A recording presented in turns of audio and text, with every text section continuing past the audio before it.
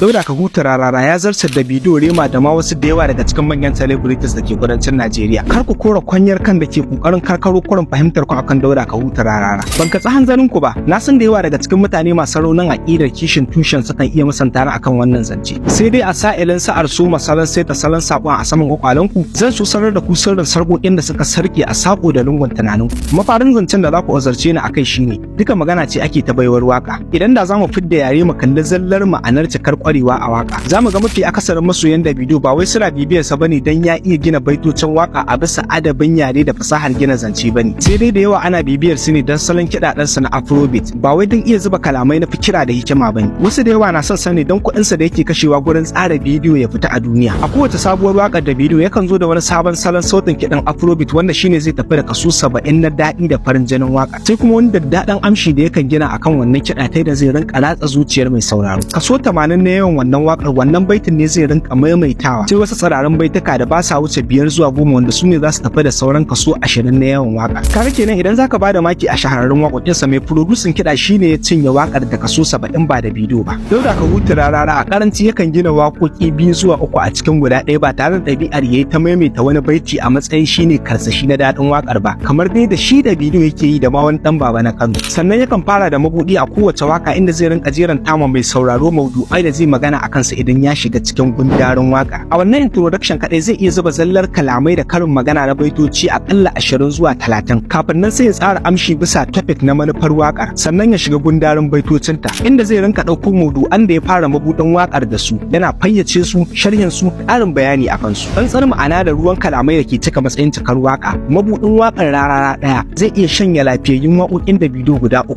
Muna maganar waka ne a jam'i ba batun wakar siyasa, soyayya ko kirari ba. Idan har tsawaita waka hauka ne zamu iya cewa Rarara ya samu sauki. Yayi waƙoƙi masu tsayin mintuna 30, 40 har 50 kuma ko gobe da ƙarfin kura. Shine abin faɗa baya kama kame. Kafin wani ya kalubalance da zan so yayi bincike waye duniyar ilimi take kira da mawaki. Mawakan gaske su ne masu saka sarƙaƙiya a waka ta yadda mai sauraro sai ya ji ya kuma kamun ya fahimta. Masu amfani da kalmomin da mutane ba su cika amfani da su ba ko kuma aka manta da su, da kuma gogewa wurin iya saka karin magana, habaici, zauranci don isar da sako. Gaba ɗaya Rara ya siffanta da waɗannan. Idan ka ɗora da bidiyo ko Rema a bisa waɗannan ma'aunai, zaka gane ba ma mawaka bane, 'yan fashion ne kawai. Daga ƙarshe zan so a fuskanci ina magana akan zallar baiwar waka da cika mawaki, ba shahara ko yawan dukiya ba. Dan idan Rara zai zama mawakin duniya, to lalle da Tupac ne kadai za a iya hada su takara. Za mu iya wannan ne kadai ta hanyar kishin yaren mu na Hausa, goyon bayan tauraron mu don ciyar da yaren mu na Hausa gaba a fadin duniya. Mu haɗe a bidiyo na gaba akan Dauda Adamu Abdullahi Kahutu Rarara.